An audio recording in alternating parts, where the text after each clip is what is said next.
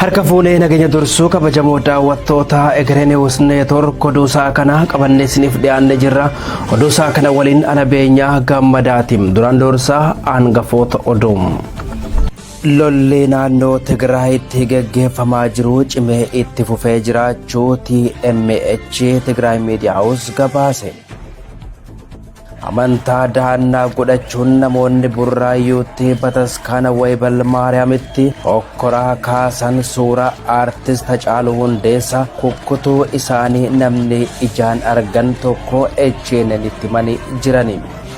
Hidhattoonni Amaaraa godina Horroo Guduruu Wallaggaa Amuruutti dubartiif daa'imman dabalatee nama 10 mana tokkotti naqanii ibiddaan gubanii jedhu jiraataan aanicharraa bilbilaan dubbifne.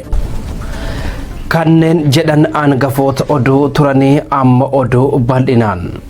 Lolli naannoo Tigraayitti gaggeeffamaa jiru cimee itti fufee jiraachuu TMH Tigraay Media House gabaase. Lolli naannoo Tigraayitti gaggeeffamaa jiru cimee itti fufee jiraachuu TMH gabaase. Lolli kaabaa Itoophiyaatti ganna tokkoof ji'a 4 fudhatee nagaaf tasgabbiin ni bu'a jedhamee maanguddummaan hedduun osoo gaggeeffamu bifa haaraan baha Tigraayitti lolli jabaan gaggeeffamaa jira. Uummanni Tigraay marfama loltoota Eertiraaf biyyatti keessaa bahuuf lola jabaa halkaniif guyyaa gaggeessaa jiru. Humni ittisaa Tigraay magaalaa Umaraa irraa kiiloomeetira 10 irratti kan argamtu Addee Goshuu bakka jedhamutti lola jabaa gaggeessaa jiru. Humni ittisaa Tigraay lafa isaa weerartoonni Amaaraaf Shaabiyaan qabamee jiru gadhiisuuf meeshaa gurguddaa furguggeessuun gara magaalaa Umaraatti siqaa jiru. Humna ittisa Tigraay kana dhaabuuf waraanni Eertiriyaa 30,000 ol dabalataan bobba'anii jiru. Haaluma wal fakkaatuun konkolaataa waraanaa 70 oliin naannoo Amaaraa Gondar irraa milishoonniif liyyuu hayiliin Amaaraa gara Umaraatti qajeelaa jiran. Loltoonni Amaaraa dargaggoonni 50,000 ol Eertiriyaa mooraa Saawwaatti leenjii tooftaa waraanaa Shaabiyaan leenji'aa turan turtii baatii 4 booda leenjii xumuruun gara Walqaayitti Xagadeetti bobba'anii jiru. Magaalaa Addee Goshuu waraanni Shaabiyaa finxaaliyyiin Amaaraa faannoon qabamee ture. Humni ittisa Tigraay lafa kana waggaa tokko booda deebisee to'atanii jiru. Lola kanarratti milishoonniif liyyuu hayiliin Amaaraa 10,000 ol ajjeefamanii hedduun booji'amu miidiyaaleen Tigraay gabaasaa jiru.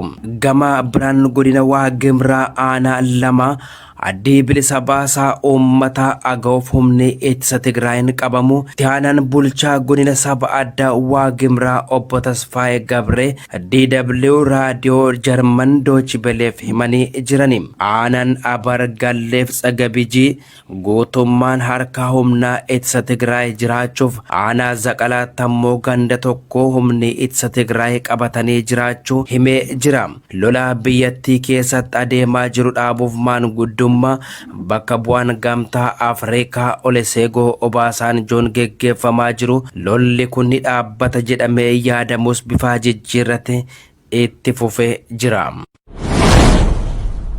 Amantaa dahannaa godhachuun namoonni burraayyuutti bataskaana Waybal Maariyaamitti hokkoraa kaasan suura aartist Hacaaluu Hundeessaa kukkutuu isaanii namni ijaan argan tokko HNNitti himanii jirani.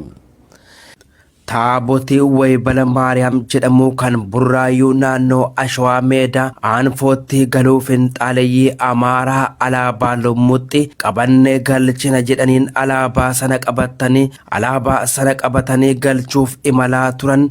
Amajjii 20 bara 2022 qeerroof poolisii Oromiyaan mormii kaasuun alaabaa Lummuxxi qabatanii hin dabartan jechuun taabota sanaa ala bulchuun beekamee jira. Kanas qeerroon Oromoo alaabaa Minilik qabatanii dachee Oromiyaarra deemuu hin dandeessan mormii jedhu akka ta'e baramee jira. Finxaaleyyiin amantaa dahannaa godhachuun sosso'aa turan poostarii suuraan aartist Hacaaluu Hundeessaa ofirraa qabu kukkutuun gara poolisii Oromiyaatti darbanii jedhu namni qaamaan bakka kana turan ejjennanitti himan.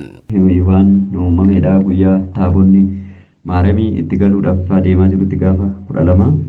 Egaa baandiraan kana lumutti kana hin seenurratti Yeso tokko lama jedhamu hage warri jibba Oromoo qabanii hayyoota Oromoo nyaachaa iddoo adda addaattiidha ajjeechisiisaa jiran kuni hayyuu keenya nama iji himimmaanii amma har'aa gubaan garaadhaan baane dhugaan isaa nuuf haa ba'uudhaan hayyuu keenya Hacaaluu Hundeessaa poostarii isaa tarsaasuu eegalanii gaafa poostara isaa tarsaasan nama tokko lubbuun isaa iddoo poostara tarsaasuu darbe. Suuraa aartist Hacaaluu Hundeessaa cicciruun isaanii kun ammoo muffii guddaa kaasee qeerroon burraayyuu daandiitti bahuun hokkara kana daran hammeesse jedhu.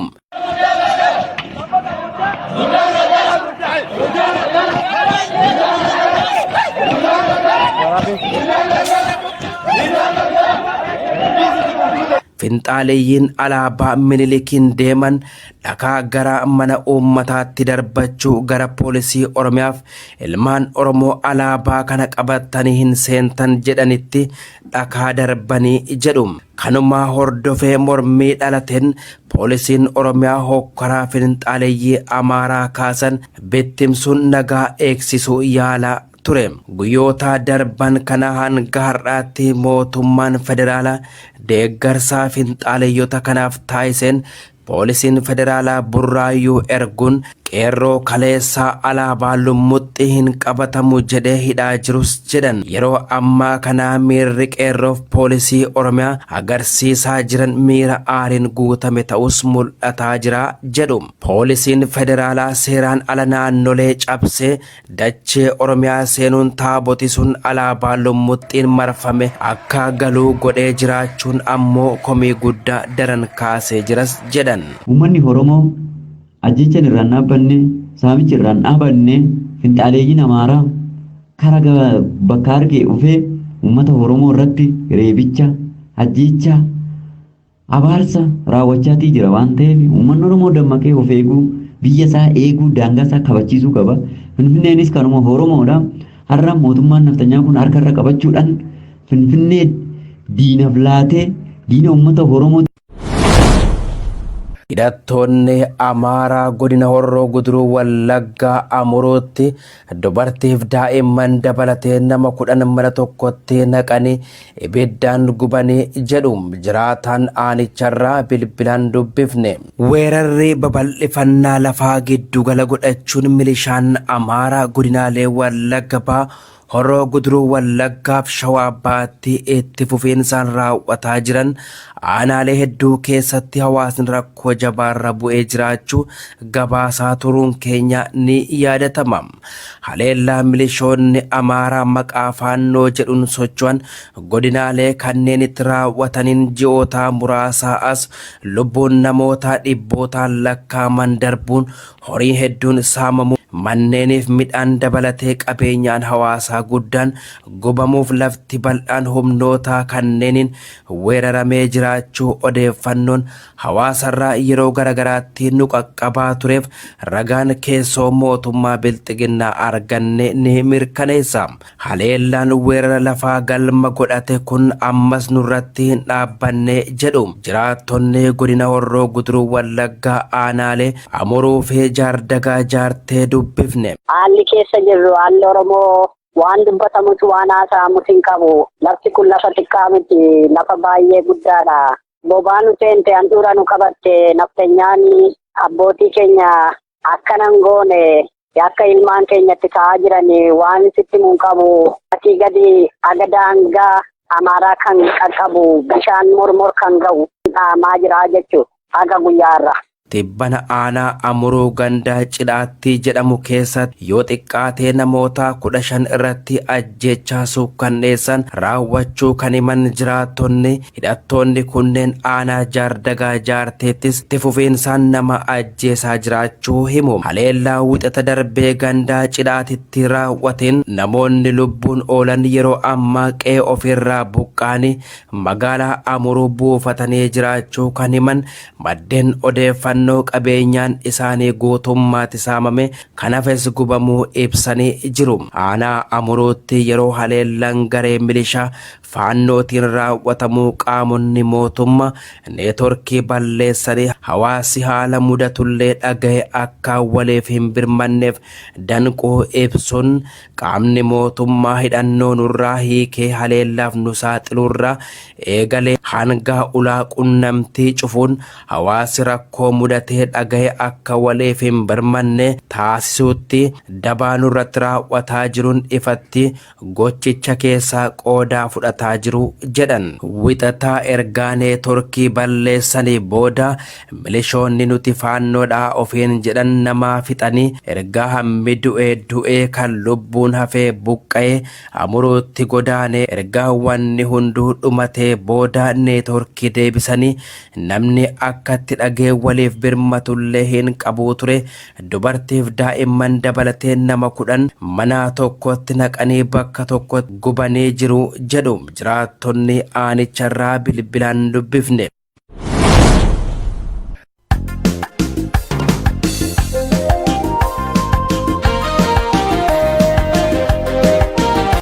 Bagaa hundeeffamaa egeree miidiyaa HNN'n isin gahe jecha hundeeffamaa egeree niwus neetwork waggaa lammaffaa sababeeffachuudhaan gurraan dhalaa 5 bara 2022tti qophii addaa sarara zuumii irratti kan qopheessinee jirru ta'uu gammachuun isin beeksifna. Qophii kana irratti keessummoonni kabaja jaallattoonni HNN'f hawaasi Oromoo Kaanaadaaf Ameerikaa keessaa jiraachaa jiran irratti ni argamu. Sararri zuumii miiting ID 847 6543 1378 furaa 2022 seenuu ni dandeessu. Kottaa miidiyaa keessan HNN waliin haa guddifnu. Koree qindeessituu kabaja hundeeffamaa HNN waggaa lammaffaa irraa.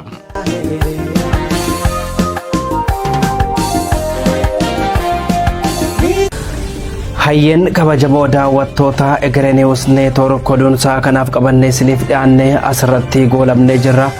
Waan waliin turtaniif guddaa galatoomaa jecha qophii keenya HNN afaan waliin turtii gaarii oduu dubbisuun kan isin faana ture ana beenyaa gammadaati.